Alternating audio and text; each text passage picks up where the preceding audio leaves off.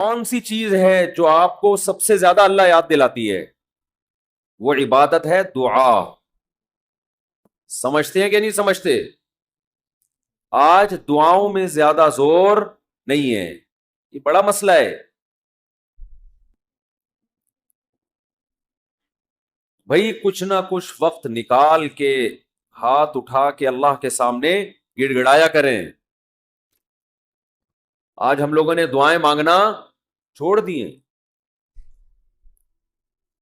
جب انسان اللہ کے سامنے دعا مانگتا ہے وہ اللہ سے باتیں کرتا ہے. اگر توجہ سے دعا مانگے, دعا ایسی چیز ہے کہ یہ اللہ اور بندے کا جتنا مضبوط کنیکشن بناتی ہے اتنا کنیکشن دنیا کی کوئی اور عبادت نہیں بناتی. ہمیں شیطان ورغلاتا ہے کہ اس سے مل کیا رہا ہے تمہیں, نظر تو کچھ بھی نہیں آتا, ملتا تو کچھ بھی نہیں ہے. یہ شیطان کا بہت بڑا دھوکہ ہے. وہ بندے اور اللہ کے تعلق کو مضبوط نہیں ہونے دیتا. حضرت عمر رضی اللہ تعالی عنہ فرمایا کرتے تھے کہ مجھے اس کی زیادہ فکر نہیں ہوتی کہ میری دعائیں قبول ہو رہی ہیں کہ نہیں ہو رہی, مجھے زیادہ فکر اس کی ہوتی ہے کہ دعائیں مانگنے کی توفیق مل رہی ہے کہ نہیں مل رہی. دعائیں مانگنے کی توفیق مل رہی ہے اس کا مطلب قبول ہو رہی ہیں. فوکس تو اس کو کرو کہ دعا مانگ رہے ہیں کہ نہیں مانگ رہے. یہ کیسے ہو سکتا ہے کہ اس احکم الحاکمین کے سامنے ہاتھ اٹھاتے ہوں اور وہ خالی ہاتھ واپس کرتا ہو. تو آج دعاؤں میں جان ختم ہو گئی, دعائیں مانگنا چھوڑ دی. یہ جو میں نے قرآن کی آیت پڑھی ہے, رمضان اور دعا کا آپس میں بہت گہرا تعلق ہے, بہت گہرا.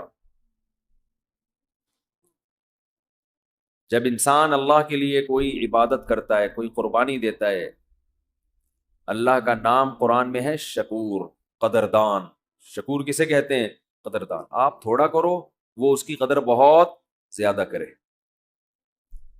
کچھ لوگ ناقدرے ہوتے ہیں نا, آپ کچھ بھی کر لیں ان کے لیے کہتے ہیں نا ناقدرہ ہے, میری بات کو ویلیو ہی نہیں دیتا, میرے احسان کو ویلیو ہی نہیں دیتا.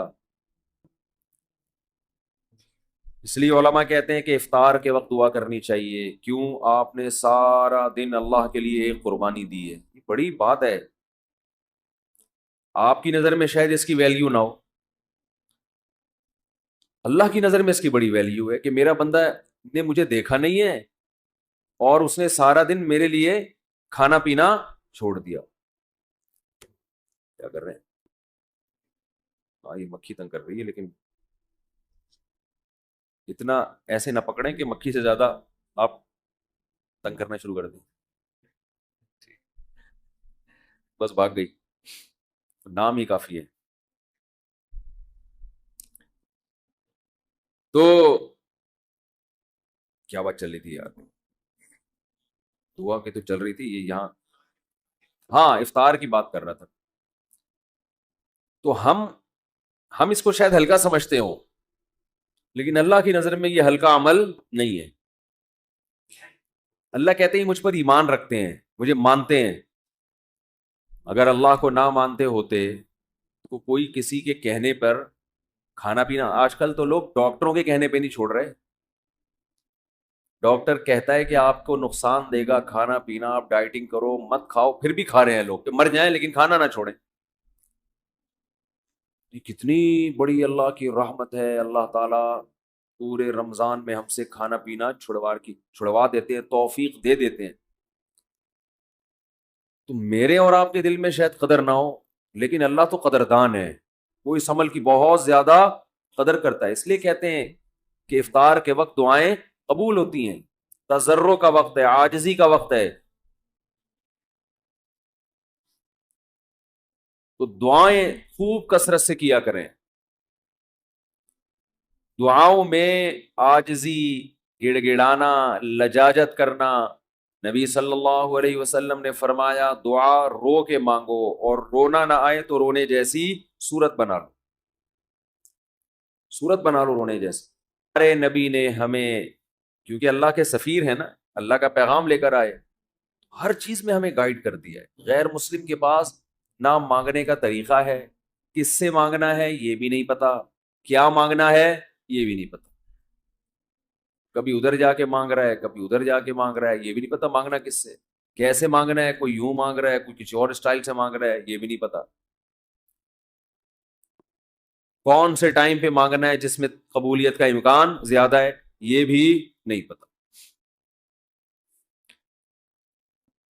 تو اللہ کے حبیب صلی اللہ علیہ وسلم نے ہمیں یہ بھی بتایا مانگنا کیا ہے، یہ بھی بتایا کس ٹائم پہ مانگنے کی فضیلت زیادہ ہے، اور یہ بھی بتایا مانگنا کیسے ہے، دل کی کیفیت کیا ہونی چاہیے، ظاہر کی کیفیت کیا ہونی چاہیے۔ تو سب سے زیادہ دیکھو، اللہ سے محبت ایک دفعہ دل میں تھوڑی سی چنگاری پیدا ہو گئی نا، تھوڑا سا تعلق اللہ سے کنیکشن بحال ہو گیا، اس کا دنیا میں سب سے پہلا فائدہ ملتا ہے سکون، اس کا جو دنیا میں سب سے فوراً کیش فائدہ ملتا ہے نا، کیش، وہ کیا ملتا ہے، آدمی اپنے آپ کو محفوظ سمجھنا شروع کر دیتا ہے کہ یار میں نے اپنے آپ کو کس کے حوالے کر دیا، اللہ کے۔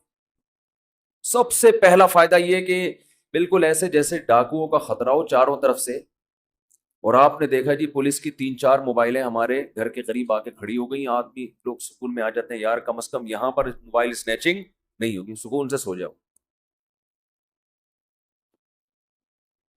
تو جب انسان اللہ سے مانگتا ہے اور اپنے آپ کو اللہ کے حوالے کرتا ہے، اور اللہ تعالیٰ نے مانگنے میں کوئی شرطیں نہیں لگائیں، یہ بڑی زبردست بات ہے، کوئی شرطیں نہ کہ یہ والے قوائف پورے کرو گے تو پھر مجھ سے مانگو ورنہ تمہیں مانگنے کی اجازت نہیں ہے۔ کوئی چرسی ہے تو جب تک چرس نہیں چھوڑے گا مجھ سے مانگ نہیں سکتا، کوئی بے نمازی ہے تو جب تک نمازی نہیں بنے گا مجھ سے مانگ نہیں سکتا۔ اللہ کہتے ہیں مجھ سے یہی مانگ لو، یہی مانگ لو، اللہ میں بے نمازی ہوں، مجھے کیا بنا دے، نمازی بنا دے، جو چیز نہیں ہے وہی مانگو اللہ تعالیٰ سے۔ وقال ربکم ادعونی استجب لکم، قرآن کہتا ہے، تمہارا رب کہتا ہے مجھ سے مانگو میں تمہاری پکار کو قبول کروں گا۔ اور کمال کی بات یہ ہے، پہلے مجھے اس آیت کی تفسیر سمجھ میں نہیں آتی تھی، اللہ کہتے ہیں مانگو میں تمہیں دوں گا، نہیں مانگو گے ایسے متکبرین کے لیے میں نے جہنم کی آگ رکھی ہے بھائی، یہ سمجھ سے بالاتر۔ میں آپ سے کہہ رہا ہوں مجھ سے قرضہ مانگو، آپ کہتے ہیں شکریہ جی آپ نے آفر کی، ضرورت ہوئی تو مانگیں گے، نہیں تو ٹھیک ہے جی بہت شکریہ۔ میں کہہ رہا ہوں اگر نہیں آئے نا مانگنے کے لیے پھر دیکھو میں گنڈے بھیجوں گا، پٹ لگواؤں گا۔ آپ کہو گے یہ کون سا طریقہ ہے بھائی، یہ مجھ پر احسان کر رہے ہو یا گن پوائنٹ زبردستی کروا رہے ہو کام؟ سمجھ میں آ رہی ہے بات کہ نہیں آ رہی ہے؟ آپ کہو گے یہ کون سا احسان کا طریقہ ہے؟ میں آپ سے کہہ رہا ہوں کہ آپ میری دعوت پہ آئیے گا، مجھے بڑی خوشی ہوئی ہوگی، آپ کہیں گے تھینک یو بہت شکریہ آپ نے یاد کیا، پھر میں کہتا ہوں اگر نہیں آئے نا گنڈے بھیج کے میں اٹھواؤں، آپ کہو گے یہ زیادہ ہو گئی ہے، یہ کیا ہو گئی ہے، یہ دعوت نہیں ہے، یہ تو ایک طرح کا جرمانہ ہے میرے اوپر لگا دیا تم نے۔ میں آپ سے کہتا ہوں بھائی میں علاقے کا ناظم ہوں، میں علاقے میں یہ تھانے کا میں ڈی ایس پی ہوں، کوئی مسئلہ ہو میرے پاس آنا۔ آپ کہیں گے سر آپ کا بہت شکریہ، آپ کا ٹرانسفر ہوتے ہی آپ نے سب سے پہلے مجھے یاد کیا، کوئی بھی ضرورت ہوگی آپ کو بتاؤں گا، آگے سے تڑی لگا دی۔ اگر تمہیں کوئی ضرورت پڑی اور نہیں بتایا نا ہے بھائی، سب سے پہلے لاکر میں تمہیں ڈالوں گا، تو آپ کہیں گے سر یہ آپ مجھے عزت دے رہے ہیں، یہ میری توہین کر رہے ہیں، تعجب کی بات ہوگی کہ نہیں ہوگی؟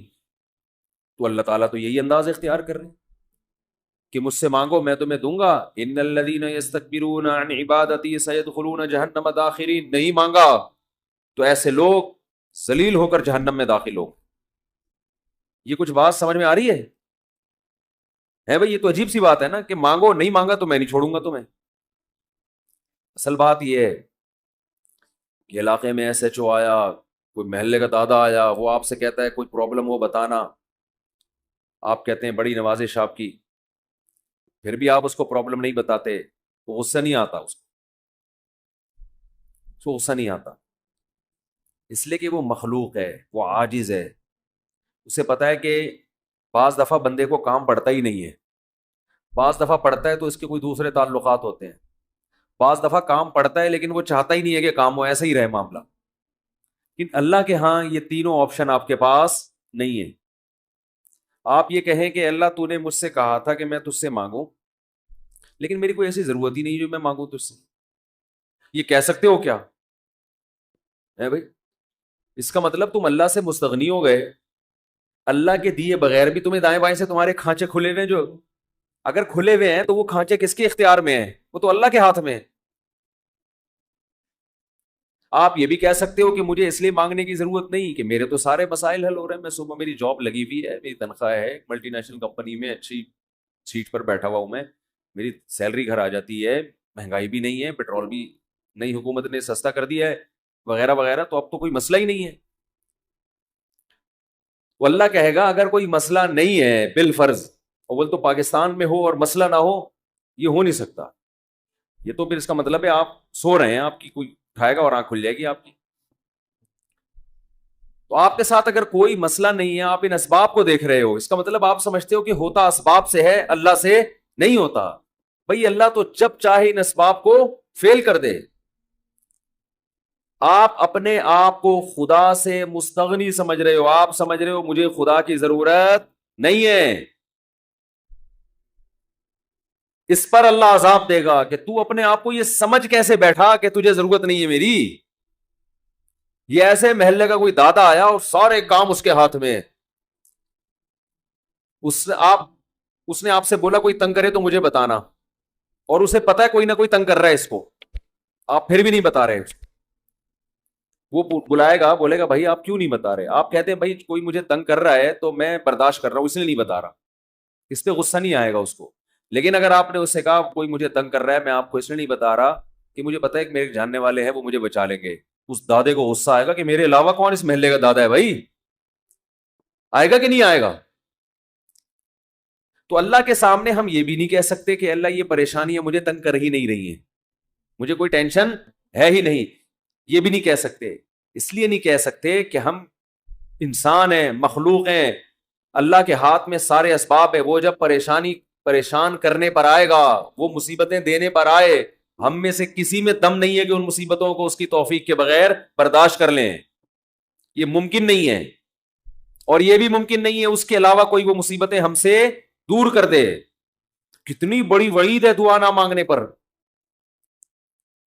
اور جو لوگ دعا نہیں مانگتے، حقیقت یہ ہے کہ وہ اپنے آپ کو دعا سے مستغنی سمجھتے ہیں. وہ کہتے ہیں مجھے ضرورت کیا ہے. میں ایک چٹکلا سناتا ہوں نا ایسے موقع پہ. ایک آدمی اپنا گدھا بیچنے جا رہا تھا بازار میں. کسی نے پوچھا کیا کر رہا ہے؟ اس نے کہا کہ یہ گدھا میں جاؤں گا مارکیٹ میں لاکھوں کا بکے گا. کسی نے کہا کہ انشاءاللہ کہہ دے کہ اگر اللہ نے چاہا. اس نے کہا انشاءاللہ، یعنی اللہ نے چاہا کہنے کی کیا ضرورت ہے؟ گدھا میرے ہاتھ میں، نسل اس کی اچھی ہے، مارکیٹ میں گدھے کی مانگ بھی ہے، گدھے مارکیٹ سے کیا ہو گئے ہیں؟ شارٹ. اگر وہ ہماری مارکیٹوں میں آتا، اسمبلیوں میں آتا، پتہ چلتا ہے یہاں مارکیٹ سے شارٹ نہیں ہے، ہول سیل کے حساب سے ہمارے ہیں. تو اب اسے لوگ کہہ رہے ہیں کہ بھائی بول دے اگر اللہ نے چاہا. وہ کہہ رہے ہیں اللہ نے چاہا کہ سب کچھ صحیح ہے، سب کچھ صحیح ہے. مارکیٹ میں گدھوں کی ویلیو بھی ہے اور انتظار میں بھی ہیں لوگ، تو منہ مانگی قیمت پہ بکے گا. اچانک کوئی مارکیٹ میں جب پہنچا، ڈاکو آیا، گدھا چھین کے لے گیا، یا اس گدھے کو بیماری ہوئی مر گیا. اب یہ خالی ہاتھ آ رہا ہے. اسی بندے سے رابطہ ہوا، اس سے پوچھا ہاں بھائی کیا ہوا؟ کہہ رہے انشاءاللہ میں گدھا لے کے جا رہا تھا، انشاءاللہ کوئی ڈاکو آیا، انشاءاللہ اس نے چاقو نکالا، اور انشاءاللہ وہ گدھا مجھ سے چھین کے لے گئے. اب بات پہ کیا لگا رہا ہے؟ انشاءاللہ. اس نے کہا کمبخت جب لگانا تھا تو اس وقت تو لگایا نہیں انشاءاللہ، اور اب لگا رہے. تو ہم پر جب مصیبت پڑتی ہے پھر ہم کہتے ہیں یار اللہ کہاں ہے؟ بھئی یہ تو مصیبت سے پہلے اللہ کو پکارو. جو اللہ کو نہیں پکارتا یہ اس کی علامت ہے کہ اس کی نظر اسباب پر ہے، اللہ پر نہیں ہے. وہ سمجھتا ہے یہ جیسے کافر اسباب کو دیکھتا ہے نا، وہ تو کہتا ہے خدا کیا کر رہا ہے؟ گاڑی کے ایکسیلیٹر پہ پاؤں رکھو تو گاڑی چلتی ہے، بریک پہ پاؤں رکھو تو رکتی ہے، تو اللہ کہاں ہے؟ تو اللہ کو اگر نہیں کوئی پکارتا تو اللہ اس کا مطلب پھر یہ سمجھتے ہیں کہ یہ سمجھتا ہے کہ اس کو میری ضرورت نہیں ہے. یہ بہت بڑا جرم ہے. بات بات پہ اللہ سے دعا مانگا کرو. پیغمبروں کی کتنی دعائیں اللہ نے قرآن میں نقل کی ہیں. بات بات پہ دعائیں مانگتے تھے, بات بات پہ دعائیں یاد کریں. دعائیں, ایک کتاب آتی ہے مناجات مقبولہ, یہ نام نوٹ کر لیں. کیا نام ہے اس کا؟ مناجات مقبولہ. ہر کتاب, ہر لائبریری سے مل جائے گی. یہ جو جتنے بھی کتب خانے ہوتے ہیں نا, مولانا اشرف علی تھانوی رحمہ اللہ تعالی نے قرآن اور حدیث کی دعاؤں کو جمع کر کے ایک چھوٹی سی کتاب میں لکھ لیا ہے, ایک چھوٹی سی کتابچے میں جمع کر لیا ہے. قرآن کی دعائیں اور حدیث میں جو دعائیں, بہت جاندار دعائیں ہیں. اچھا, دعا ایسی چیز ہے کہ جب جن الفاظ سے انسان مانگ رہا ہوتا ہے نا, وہ الفاظ بھی اس کے دل پہ اثر کر رہے ہوتے ہیں. تو انہوں نے بڑا شاندار کام یہ کیا کہ اب چونکہ دعائیں تو بہت زیادہ ہیں, ساری دعائیں قرآن اور حدیث کی آپ پڑھیں گے تو ایک ہی اتنی لمبی ہو جائے گی پھر. تو انہوں نے اس کو 7 حصوں میں ڈیوائڈ کر دیا ہے. سمجھتے ہیں؟ ہفتے کے دن, اتوار کے دن, یہ یعنی 7 منزلیں بنا دی ہیں اس کی. اس کا ترجمہ بھی ملتا ہے, یعنی وہ دعائیں عربی میں اور نیچے اس کا ترجمہ. آپ بے شک عربی نہ پڑھیں, ترجمہ پڑھ لیں. وہ روزانہ کا معمول بنائیں. اس سے کیا ہوگا, آپ کو قرآن و سنت کی دعائیں یاد ہونا شروع ہو جائیں گی. وہ ایسی جاندار دعائیں, ایسی جاندار, ان دعاؤں میں آپ کو لطف آنا شروع ہو جائے گا, چسکا لگ جائے گا. کیسی کیسی دعائیں, دیکھو ایک پڑھ کے سناتا ہوں. اللہم قسم لنا من خشیتک ما تحول به بیننا وبین معصیتک. اے اللہ, ہمیں اتنا اپنا خوف دے دے, ہمارے دل میں اپنا اتنا خوف ڈال دے کہ وہ خوف ہمارے اور تیری نافرمانی کے درمیان آڑ بن جائے. سمجھ میں آ رہی ہے بات؟ زیادہ خوف نہیں چاہیے. زیادہ خوف پیدا ہو گیا تو زندگی کا مزہ کرکرا ہو جائے گا.